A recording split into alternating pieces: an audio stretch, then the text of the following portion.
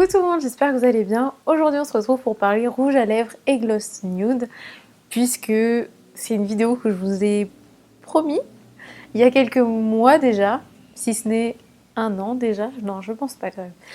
En tout cas ça fait un petit moment que je vous ai promis cette vidéo et je voulais toujours pas filmer. Je ne sais pas pourquoi, je crois que je l'ai un petit peu oublié. Et finalement je m'en suis souvenue et je suis très contente de ne pas vous l'avoir filmé avant parce qu'entre temps j'ai eu plein d'autres rouges à lèvres nude. Donc du coup ça me fait une belle petite collection. J'en ai quand même beaucoup. Alors la luminosité n'arrête pas de changer, donc je m'en excuse d'avance. Ça c'est le soleil qui fait des siennes. Je vais démarrer par les gloss, ensuite je vais passer aux rouges à lèvres classiques, donc sous forme de bâtonnet, pour finir avec les rouges à lèvres liquides. Il y a vraiment différentes petites variations. Alors on est d'accord, c'est très subtil, ça reste globalement les mêmes couleurs. Mais quand même, personnellement, je remarque la différence quand je les applique. Et je les applique pas tous de la même façon. Donc je vais vous parler un petit peu de ça. Et puis de vous parler aussi, en fonction de votre carnation, vous expliquer un petit peu comment porter vos rouges à lèvres nude. Voilà, j'espère que cette vidéo va vous plaire. Comme d'habitude, si c'est le cas, n'oubliez pas de liker, de partager et de vous abonner. Et n'hésitez pas à me donner des suggestions de vidéos en commentaire. Alors, on démarre avec mon plus vieux gloss nude. Et je l'ai vraiment aimé très longtemps, je l'ai porté très longtemps. C'est un gloss qui ne vient pas du tout d'une marque connue de maquillage, mais qui fait un peu de tout, voilà. Mais ils ont aussi un rayon maquillage et il s'agit de la marque Emma et de ce gloss-ci. Je pense que je l'ai utilisé dans ma toute première vidéo maquillage, si vous remontez il y a 3 ans sur ma chaîne. Cette couleur-ci est parfaite pour moi, c'est pour ça que je l'ai vraiment beaucoup aimé. Un nude, un rose vraiment marronné, enfin vraiment qui tire sur le marron. Et du coup je peux l'appliquer sans crayon. Ils se font super bien avec la couleur de mes lèvres.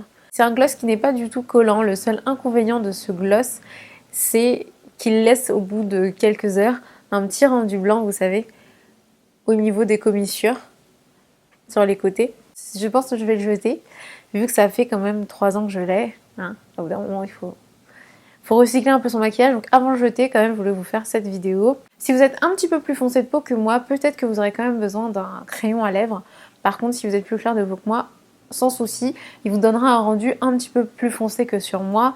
Et si vous avez la peau plus foncée que moi, il vous donnera un rendu un peu plus clair. Ce qui est, voilà, logique, c'est inversé finalement. On passe ensuite au Mega Shine Lip Gloss de chez NYX qui m'a été offert par Shirley the Coco Dolls. Je fais un petit coucou et un petit bisou. En fait, elle m'avait offert quand on avait fait notre swap l'année dernière. Et c'est un très joli nude aussi. Donc il tire aussi pas mal sur le marron. Donc vous pouvez le voir, celui-ci est un petit peu plus clair que le précédent. Donc généralement, j'utilise un crayon à lèvres. Donc mon crayon à lèvres préféré, c'est le Bittersweet de chez MAC, qui est un Pro Longwear. Et fondre le tout comme ceci. Donc ça me permet de redessiner mes lèvres, de retrouver un petit peu, vous savez, mon petit dégradé, parce que j'ai la lèvre un petit peu plus foncée en haut. Il y a également au niveau en contour, donc du coup ça me permet de retrouver cet effet naturel que j'ai et de bien le fondre et d'avoir un beau rendu tout simplement de mon gloss. Celui-ci aussi a une petite odeur de bonbons acidulés, je trouve. Il ne colle pas du tout. Disons que là, le seul inconvénient, c'est que je dois utiliser un crayon à lèvres. Pareil, donc là, si vous êtes plus clair de peau que moi, vous n'aurez pas besoin de crayon à lèvres. Mais si vous êtes plus foncé que moi, vous en aurez beaucoup plus besoin que moi. Donc il va falloir en mettre même un petit peu plus que moi. Les gloss NYX sont pas très chers et voilà, ils donnent quand même un joli rendu. Le dernier gloss que j'ai en ma possession avant de passer au rouge à lèvres, c'est le Pro Longwear Lip Glass de chez MAC, qui est celui-ci, qui est encore plus clair que les deux précédents. Donc voilà, qui conviendra à des personnes qui ont la peau plus claire que moi si vous voulez l'utiliser seul. Mais bien évidemment, si vous avez la peau de la même couleur que la mienne ou plus foncée que la mienne, vous pouvez quand même l'utiliser en utilisant bien évidemment un crayon à lèvres. Alors c'est celui que j'aime le moins, ce gloss, parce qu'il est collant. Mais c'est en même temps celui qui tient le plus longtemps, vu que c'est un Pro Longwear. Et je pense que c'est vraiment cet effet collant qui lui permet de tenir plus longtemps sur les lèvres. Il a également des petites nacres dorées dedans. Donc il est vraiment très lumineux. D'ailleurs il tire un petit peu vers le orangé. Moi j'aime beaucoup le côté un peu moins rosé. Donc il peut aussi tout à fait se porter en top, j'allais dire on top, sur un rouge à lèvres un peu plus foncé ou par exemple sur un marron pour éclaircir le cœur des lèvres. ça peut être aussi super joli parce qu'il est quand même assez clair. Et puis comme il a cet effet collant, je trouve qu'il faut vraiment pas en mettre beaucoup. Ce rouge à lèvres de chez Yves Rocher fait également partie de mes plus anciens rouges à lèvres. C'est le numéro 05. On peut retrouver toutes les références et tous les liens en barre d'informations. Et généralement, celui-ci, je l'utilise tout seul. Il est un petit peu irisé, il a des petites nacres. Sa tenue est un petit peu comme celle des glosses, elle n'est pas très longue puisqu'il n'est pas du tout mat. Donc bien sûr, si vous avez les lèvres plus foncées que moi, n'hésitez pas à rajouter un crayon marron en contour de lèvres. Alors j'ai deux rouges à lèvres bio dans ma collection de nude. Donc le premier, c'est un de chez Nature Cosmétique, qui est le numéro 21. Sa particularité, c'est qu'il s'appelle Corail, puisque en effet, vous pouvez peut-être le voir déjà comme ça, mais il tire vers le corail. Et si vous avez la peau vraiment très claire, si vous avez plutôt blanche de peau, vous allez le voir vraiment corail sur vous. Mais par contre, si vous avez une couleur de peau proche de la mienne, ou si vous avez plutôt la peau mate, donc qui tire un peu vers le orangé, vers voilà, le jaune, ben, ce sera super lumineux sur vous. C'est pour ça que je l'aime beaucoup. Donc voilà ce qu'il donne sans crayon. Là, on peut déjà le voir que ce n'est pas un nude classique, puisqu'on voit quand même qu'il est limite un peu flashy pour un nude, on va dire. Je vais mettre le crayon et vous allez voir tout de suite qu'il se transforme en nude. Le rendu est super lumineux. Et voilà, c'est vraiment de mes préférés, si ce n'est le préféré. Je continue avec donc, le deuxième nude bio de chez Avril. Donc celui-ci est beaucoup plus foncé. Vous pouvez le voir, ça rend nude sur moi, mais parce que je suis foncée de peau. Si vous êtes clair de peau, ça ne rendra absolument pas nude, ça rendra un petit peu presque aubergine. Il le rend aussi nude parce qu'il tire vers le marron. Une chose à savoir, c'est quand on a la peau plutôt foncée, il vaut mieux prendre des roses qui tirent vers le marron. Plus ils sont marrons, plus le rendu sera naturel sur vous. Moins vous aurez besoin aussi d'un crayon à lèvres. Alors j'ai ce rouge à lèvres, crayon à lèvres que vous avez dû voir dans une de mes dernières vidéos, c'était pêche d'été je crois. Il est vegan, il n'est pas bio, je ne pense pas. Voilà, sans parabènes, sans silicone, sans huile minérale, etc. Donc il est quand même super bien en termes de composition. Et je vais vous montrer un peu ce qu'il donne sur mes lèvres. C'est un rose qui est quand même assez clair pour moi. Mais comme il tire vraiment bien sur le marron, je peux le porter tout seul. Donc il est super pigmenté, vous pouvez le voir. Ça efface complètement mes lèvres, c'est-à-dire qu'on ne voit pas du coup la différence que j'ai entre ma lèvre supérieure et ma lèvre inférieure. Un vrai embout crayon ici. Et un embout un peu plus rouge à lèvres de l'autre côté.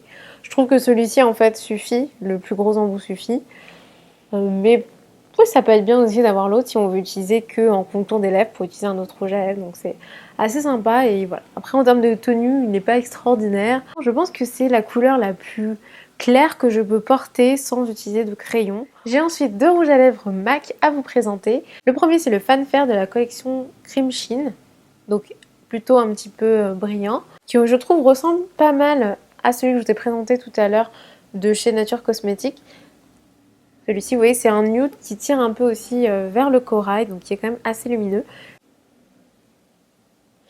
Voilà, donc là vous pouvez voir qu'il est assez similaire au celui de chez Nature Cosmétique, le bio de tout à l'heure. Je mets assez peu de crayon, mais j'aime bien quand même qu'il y ait un léger dégradé. Comme rappel de ma couleur naturelle de lèvres, je suis plus à l'aise, on va dire. Le Honey Love de chez MAC. Alors quand j'ai acheté celui-ci, j'ai hésité avec le Velvet Teddy, qui fait également partie de la collection MAC, mais j'hésite entre les deux parce qu'ils sont assez proches. Au niveau de la teinte, ils sont quand même très clairs tous les deux, sauf que le Velvet Teddy est un petit peu plus rosé, et celui-ci est un petit peu plus beige. Et comme j'avais pas du tout de beige à cette période-là, je me suis dit, eh bien, je vais prendre plutôt celui-là, donc le Honey Love, et c'est un de mes préférés. En plus, il est mat. Par contre, il faut absolument, pour moi, l'utiliser avec un crayon à lèvres, parce qu'il est très clair. Donc c'est plutôt le genre de couleur que je porte en hiver. Je trouve que la couleur est un petit peu différente des autres. Elle me rappelle par contre le lip gloss de MAC. Par contre, bien évidemment, celui-ci est mat.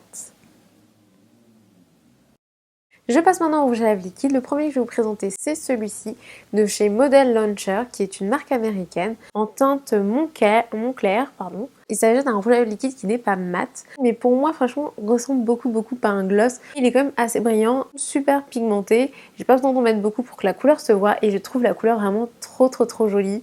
Vous pouvez le voir, c'est une sorte de marron orangé. Il est quand même bien foncé, et du coup, j'ai pas besoin de crayon. C'est un peu comme si on prenait ceux de tout à l'heure, donc les corails, hein, donc le Fanfare de chez MAC ou le Nature Cosmétique, et qu'on rajoutait un peu plus de marron pour donner celui-ci. Voilà. Dans ma vidéo sur les rouges à lèvres liquides, je vous avais présenté ce rouge à lèvres liquide de chez Etam qui est le Woody Wood Pinker. Ils sont super bons. Par contre, on voit un petit peu les petites ridules des lèvres. Un petit peu moins orangé, un peu plus gris entre guillemets. Il est quand même assez rosé, il tire aussi sur le marron, c'est pour ça qu'il rend bien. Et voilà, ils se font vraiment bien sur les lèvres. Il est super agréable à porter parce qu'on ne le sent pas du tout sur les lèvres. C'est hyper léger, j'ai l'impression de ne rien porter, il n'y a pas d'effet collant. Franchement, il est vraiment génial ce rouge à lèvres liquide. Le seul inconvénient, c'est qu'il ne tient pas très longtemps pour un rouge à lèvres liquide. Finalement, il a une tenue un petit peu plus longue qu'un gloss ou qu'un rouge à lèvres classique.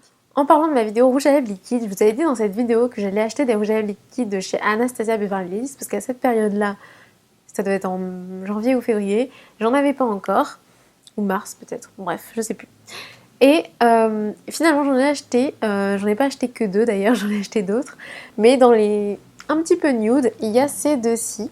Alors le premier c'est le Pure Hollywood et le deuxième c'est le Rétro Coral.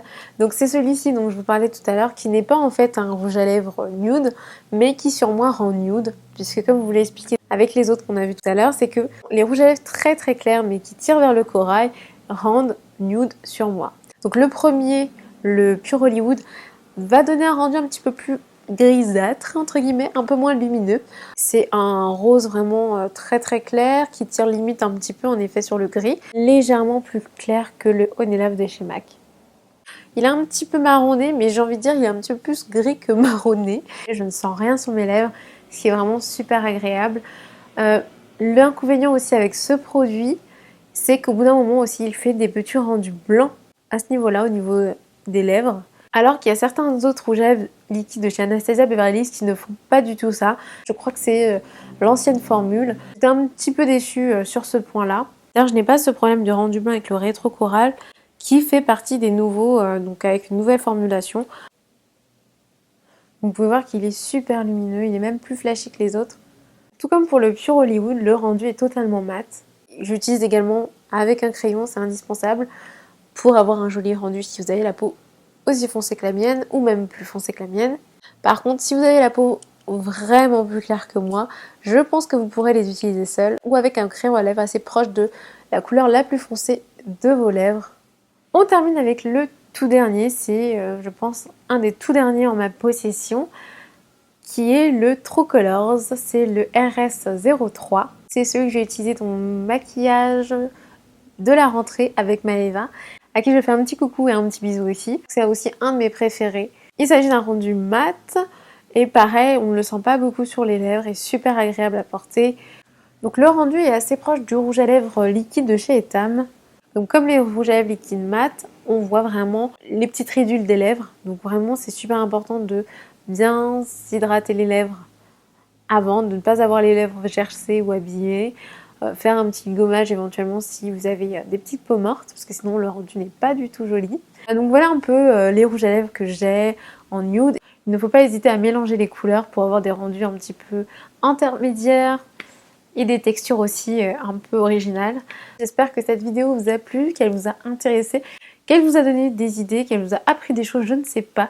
En tout cas, qu'elle vous aura apporté quelque chose en plus de vous faire passer un bon moment. N'oubliez pas de liker si c'est le cas, de partager et de vous abonner à ma chaîne YouTube si vous n'êtes pas encore abonné. Je vous fais des bisous et je vous dis à très bientôt pour une prochaine vidéo. Un petit rappel en fait avec ma précédente vidéo. Peut-être que vous aurez quand même...